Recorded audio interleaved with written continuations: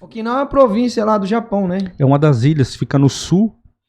E eles não são muito bem vistos, porque quando teve o final da guerra, o final da Segunda Guerra, porque o Japão resolveu entrar na guerra e foi bombardear Pearl Harbor. E foi aí que os Estados Unidos entrou na guerra. Eles não iam entrar. E então o imperador deu a ordem e eles pensavam que eles iam conseguir derrotar a armada dos Estados Unidos. Pelo menos se não conseguisse ganhar, pelo menos psicologicamente, eu acho que eles iam dizer assim, pô, os caras iam ficar com medo, mais ou menos essa pegada. Pois é, mas acontece que os líderes mundiais naquela época eram fortes, diferente dos que nós temos hoje. Então, tanto o Churchill, grande líder, né, na Inglaterra... Também acho. Então ele dirigiu com, se não me engano, era Roosevelt na época, nos Estados Unidos. E eles conseguiram, então, fazer uma aliança e lutar contra o eixo, né? Era o eixo e o restante.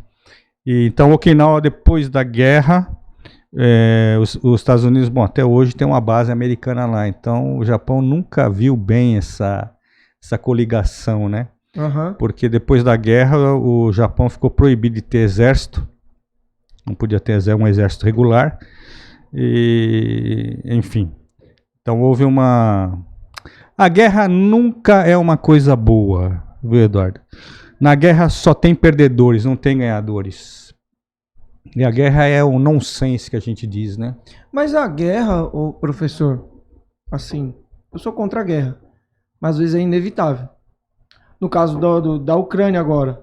Ontem eu estava conversando com o pessoal aqui e a guerra é ruim. Tá, a gente sabe que a guerra é ruim, mas você vê o inimigo invadindo o teu país e você não vai fazer nada, simplesmente vai deixar o inimigo entrar na sua casa, vamos dizer assim, e tomar o seu país e fazer coisas que talvez você não concorde, que vá contra os seus princípios.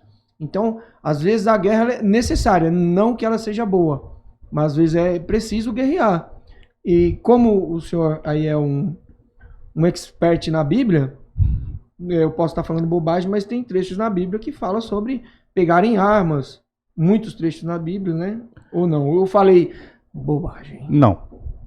De fato, isso é um dos, vamos dizer assim, dos nós na discussão bíblica, que alguns acusam o Deus do Antigo Testamento.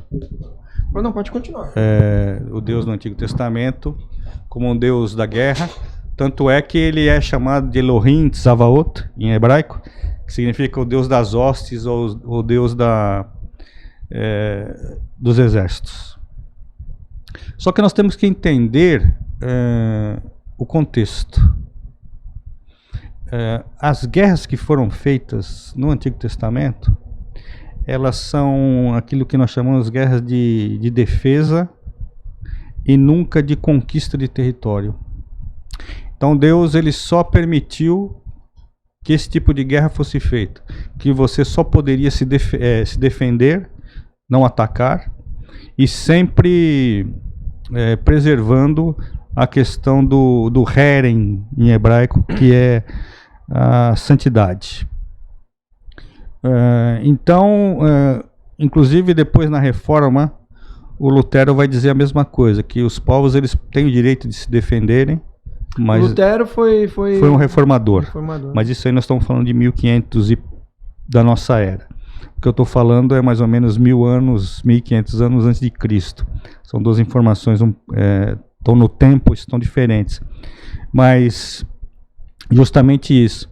Porque é o seguinte, se Israel não tivesse defendido, os povos tinham acabado com eles. Acabado. Que quem estava guerreando é o povo de Israel, então. Sim, o povo de Israel ele guerreou com muitos povos, porque existiam muitos povos naquela região do Oriente Médio e eles eram altamente belicosos. Então, por exemplo... Bem armados. Não só bem armados, como eles foram inventores de muitas coisas.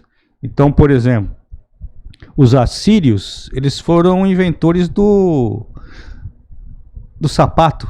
Não vou dizer sapato. Parece bobagem para nós. Mas você imagina um camarada que tenha que carregar um grande volume de armamento, Espada.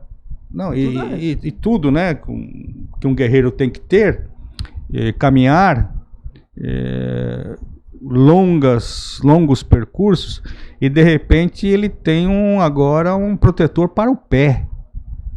Isso foi uma revolução. Parece bobagem, mas tenta ir até o final da rua e voltar descalço. Pois Imagina isso numa guerra, a diferença que não faria. Tudo bem, mesmo que a pessoa tenha... A gente sabe que a pessoa que anda descalço cria uma proteção. Mas, veja bem, nunca vai ser como você proteger seu pé, porque o ser humano, ele é o animal, vamos dizer assim, que ele é dotado... Ele é o menos dotado na natureza. De apetrechos de armas, de Nós não temos... naturais, né? Por exemplo, se você pegar um animal que tenha dentes, um tigre dente de sabre, um leão, nós não temos chance nenhuma.